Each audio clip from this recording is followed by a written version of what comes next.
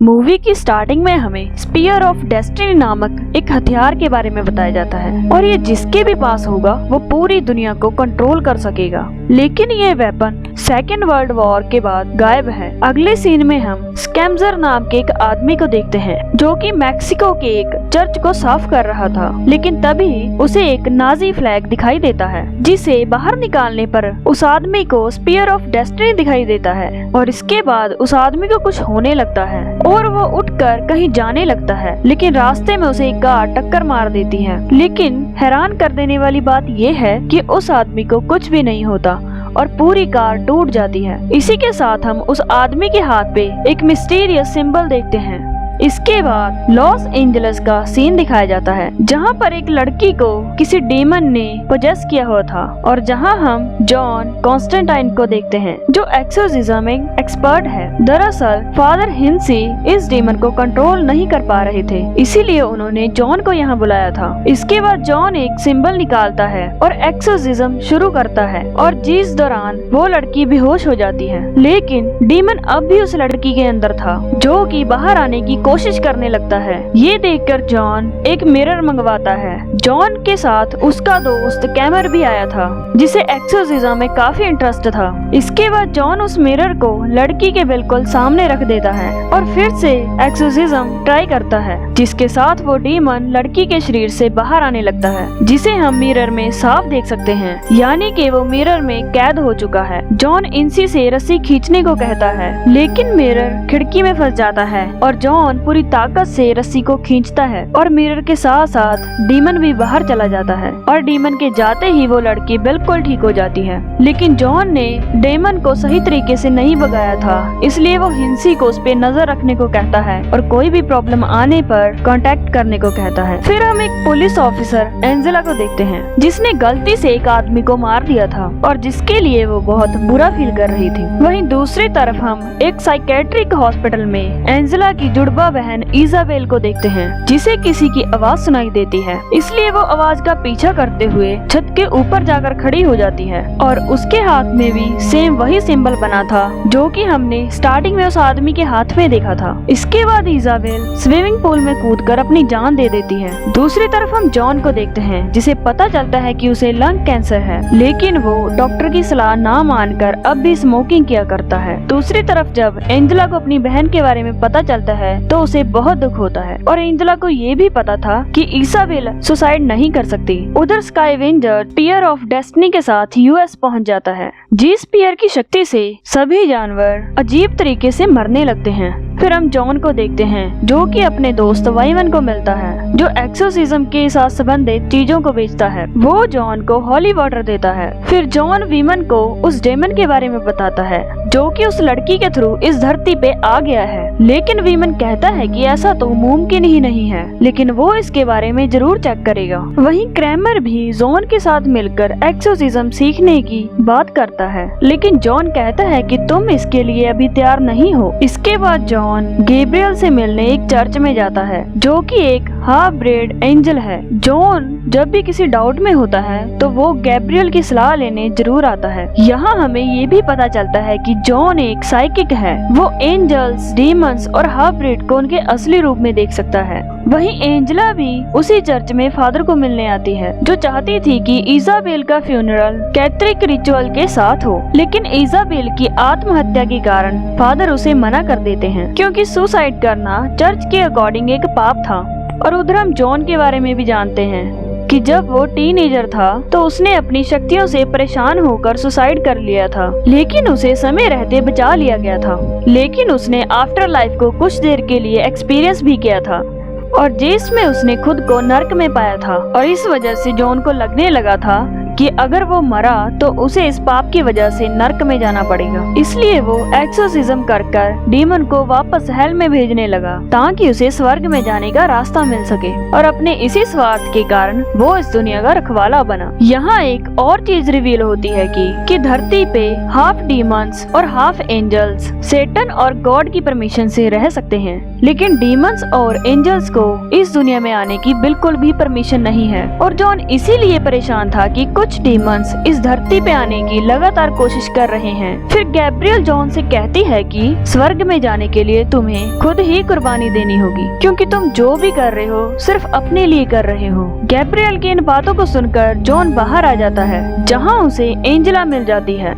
फिर Angela Isabelle की suicide वाली फुटेज चेक करती है, जिसमें इसाबेल ने मरते वक्त कॉन्स्टेंटाइन का नाम लिया था, और तभी उसे फोन आता है। जब तक वो फोन रिसीव कर पाती, उसका दूसरा फोन बजने लगता है, और इसी तरह वहाँ रखे सारे फोन रिंग करने लगते हैं, जिस वजह से वो पूरी तरह से घबरा जाती है। फिर हम जॉन को देखते हैं, जो कि रास्ते में होता है, और अचानक से उसकी तबीयत खराब होने लगती है, और तभी एक डीमन आकर उस पर हमला कर देता है, जो जॉन को धमकी देते हुए कहता है कि तुम्हें अपने काम से मतलब रखना चाहिए। तभी जॉन उससे बचने के लिए लकड़ी के टुकड़े से मारता है, लेकिन डीमन जॉन के पीछे ही पड़ जाता है। लेकिन तभी एक कार उसे आकर टक्कर मार देती है, और वो डीमन वहाँ से गायब हो जाता है। इसके बाद जॉन मिडनाइट से मिलता है, जो पहले एक विच डॉक्टर हुआ करता था, लेकिन अब वो हाफ डीमन और हाफ एंजल के बीच बैलेंस बनाने का काम करता है, और इसीलिए उसने एक नाइट क्लब भी खोल रखा है, जहाँ पर दोनों हाफ ब्रीड अपने असली रूप में रह सकते हैं। फिर जॉन मिडनाइट को बताता है कि अभी अभी एक डीमन ने मुझ पर हमला किया था।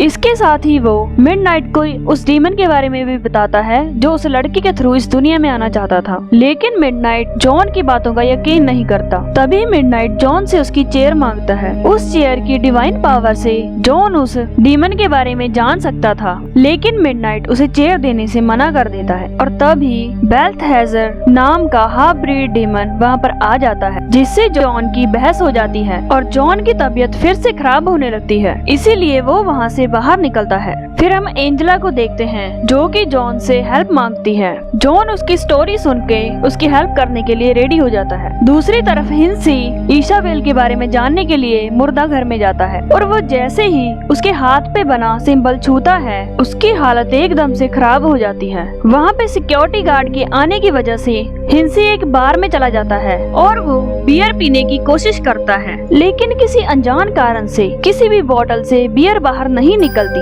और ठीक उसी समय बेल्थहेजर भी वहाँ पर आ जाता है, जो हिंसी की हालत को देखकर मुस्कुराने लगता है, जिससे हिंसी समझ जाता है कि अब वो बच नहीं पाएगा। इसलिए वो मरने से पहले उसी सिंबल को अपने हाथ पर बना लेता है, और कुछ देर बाद सिम्बी मर जाता है। फिर हम जॉन को देखते हैं, जो एंजेला को अपने बचपन के बारे में बता रहा था कि कैसे उसने सुसाइड कर लिया था, और वो इस दुनिया में आने वाले डीमंस को वापस भेजकर अपने स्वर्ग में जाने का रास्ता साफ कर रहा है। अचानक तभी दोनों को हैंसी के बारे में पता चलता है, और वहाँ पर पहुँचने पे जॉन की नजर सीधी हैंसी के जख्म पर पड़ती है, और हैंसी के हाथ पर भी वही सिंबल बना था। और इसके बाद जॉन विमेन को उसी सिंबल के बारे में पता लगाने को कहता है। इसके बाद जॉन इसाबेल की आत्महत्या वाली जगह पर जाता है, और उसके कमरे में से कुछ ढूंढने लगता है। तभी एंजल को याद आता है कि बचपन में इसाबेल उसके लिए नोट छोड़ती थी, और इसीलिए एंजेला एक खिड़की पर अपनी सांस छोड़ती है, जहाँ पर उन्हें एक नोट मिल जाता है, जो कि एक शैतानी बाइबल की तरफ इशारा करता है। दूसरी तरफ हम विमेन को देखते हैं, जिसे उस सिंबल पर सर्च करने से पता चलता है कि जो सिंबल इंसी ने अपने हाथ पर बनाया था, वो लूसीफर के बेटे मैनन का सिंबल है, जो कि नरक की तरह ही पृथ्वी पे अपना साम्राज्य बनाना चाहता है, और इसी वजह से वो धरती पे आना चाहता था। इसके लिए उसे एक शक्तिशाली साइकी और एक हाफ ब्रीड एंजल की जरूरत पड़ेगी, और तभी अचानक से कोई आकर वाइमन को मार देता है। जब जॉन और एंजेला वहाँ पर पहुँचते हैं, तो उन्हें वाइमन की लाश मक्खियों से ढकी हुई मिलती है। दूसरी तरफ हम स्काई एवेंजर्स को देखते हैं, जो कि लॉस एंजल में पहुंच चुका था। एंजेला जॉन को बताती है कि उसके पास भी साइकिक शक्ति थी, लेकिन जब उसके पेरेंट्स को इसाबेल की शक्तियों के बारे में पता चला, तो उन्हें लगा कि वो बीमार है। इसीलिए उन्होंने इसाबेल को साइकियाट्रिक ट्रीटमेंट देना शुरू किया, और अपनी ट्विन सिस्टर का ये हाल देखकर उसने अपनी शक्तियों के बारे में किसी को नहीं बताया, और उस शक्ति को इग्नोर करने की वजह से उसकी साइकिक शक्ति उससे दूर चली गई। इसी के साथ एंजेला अपनी साइकिक शक्ति को वापस लाने के लिए जॉन की हेल्प मांगती है, क्योंकि वो उस मंजर को देखना चाहती थी जो इसाबेल ने मरने से पहले देखा था। जॉन उसकी शक्ति वापस लाने के लिए उसे एक पानी से भरे बार टब में लेटा देता है, और उसे तब तक बाहर नहीं निकालता जब तक वो मौत के करीब न पहुंच जाए। लेकिन तभी एंजेला बार टब को तोड़कर बाहर आ जाती है।